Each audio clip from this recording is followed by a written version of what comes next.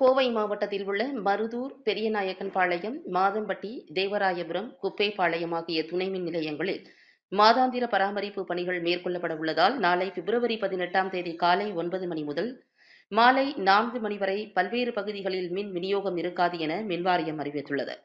மின்வாரியத்தின் தகவலின்படி பராமரிப்பு பணிகள் காரணமாக மின் விநியோகம் தடை செய்யப்படும் பகுதிகள்: மருதூர் துணை மின் நிலையம், சுக்கு காஃபி கடை, சமயபுரம், பத்ரகாளியம்மன் கோவில், நெல்லித்துறை, நஞ்சையகவுண்டபுதூர், கெண்டபாளையம், தொட்டாசனூர், தேவனாபுரம்.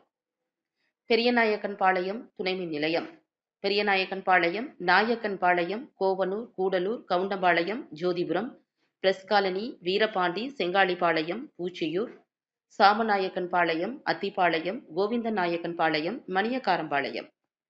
மாதம்பட்டி துணை மின் நிலையம், மாதம்பட்டி, ஆலந்துறை, குப்பனூர், கரடிமடை, பூண்டி, செம்மேடு, தீத்திப்பாளையம், பேரூர், கவுண்டனூர், காளம்பாளையம், பேரூர், செட்டிப்பாளையம்.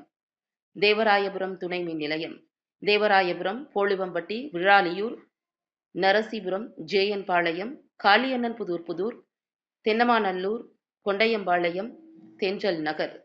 குப்பைப்பாளையம் துணை மின் நிலையம், குப்பைப்பாளையம், ஒன்னிப்பாளையம், சி.கே.பாளையம், கள்ளிப்பாளையம், காட்டம்பட்டி, செங்காலிப்பாளையம், கரிச்சிப்பாளையம், வடுகபாளையம், கதவுக்கரை, முண்டிக்காளிபுதூர், மூணுக்கட்டியூர், ரங்கப்ப கவுண்டன்புதூர்.